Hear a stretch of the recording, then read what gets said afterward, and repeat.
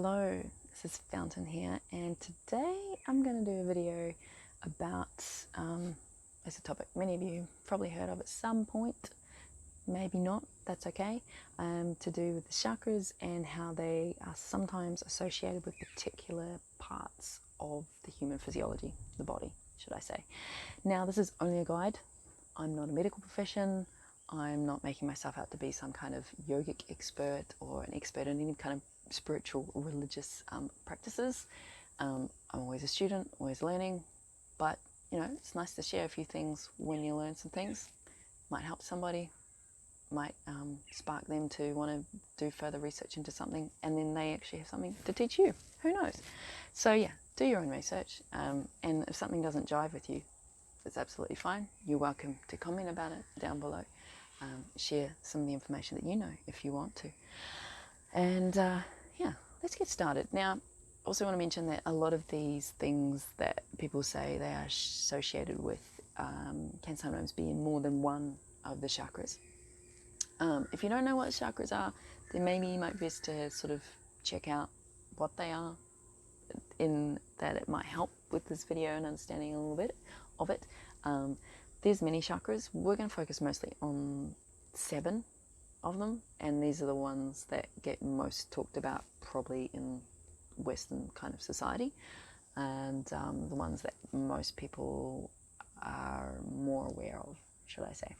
And so they're normally kind of like energy points within the body, and it's kind of going down in a line until you kind of get to your, I guess, the bottom of your spine, from just above your head down to the bottom of your spine. So the bottom one of the main 7 is often people called the root chakra.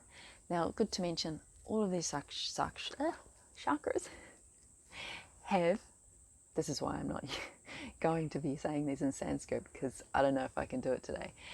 They all have their own Sanskrit interpretation.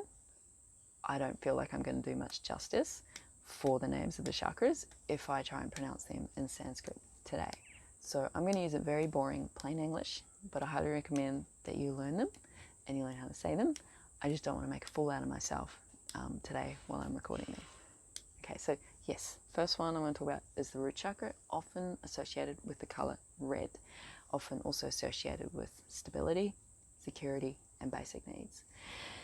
And with that chakra, it can sometimes be associated with the adrenal glands, the colon, skeleton, bones, and your muscles. Now, the reason I'm sort of sharing this is that if you're finding that you've got particular things going on in your body, maybe with some of these areas that we're going to talk about, you can look at whether there's certain things that you might need to do with that associated chakra point to help you, assist you in your healing of that ailment, a particular part of your body.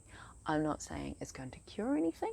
We're going to be really careful with our words here, because we all know what it's like if you go and say something like, this will cure this thing, or this will do this thing, when it comes to medicine.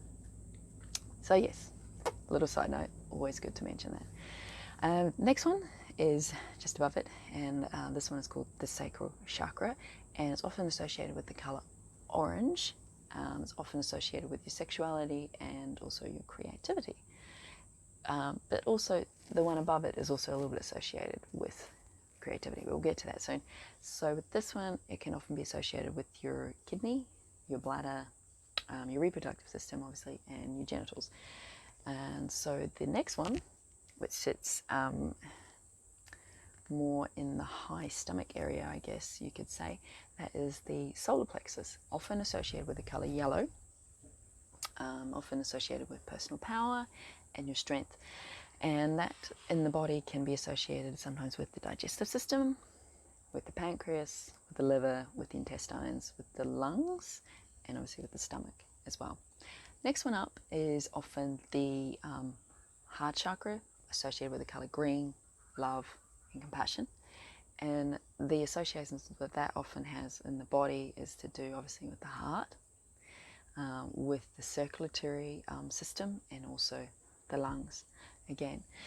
So obviously that sits just sort of in between there, in between the chest area there, And then the next one I'm going to mention is the throat chakra, sitting around about there, and that is often associated with the color blue, to do with communication and expression.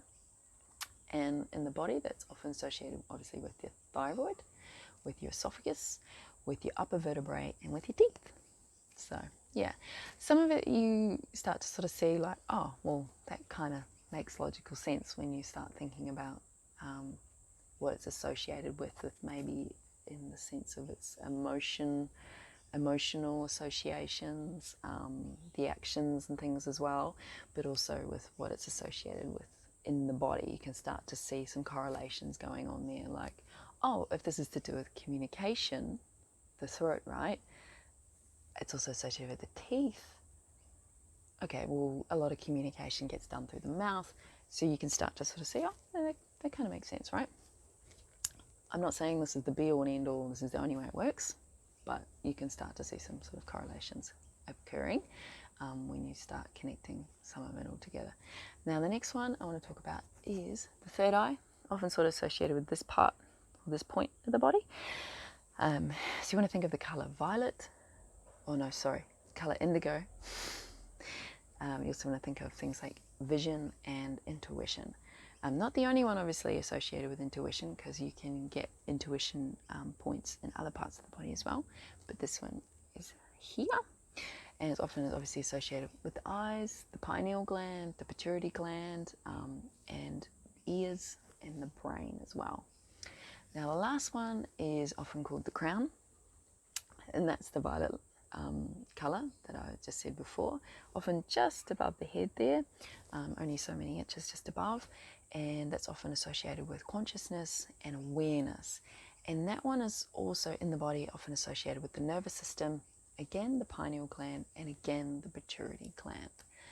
So yeah, I think that's a pretty good nutshell of trying to sum that all up in regards to the chakras and what they can be associated with in the body. Let me know if you've got any comments or questions in the comment section down below. You can also find me in other social media platforms. The description box has the links for some of those as well. And let me know if you have any other sort of chakra style videos that you'd like me to do. You know, I'm really open to sharing some more information about this, but also various other topics as well. And I will see you in the next vlog.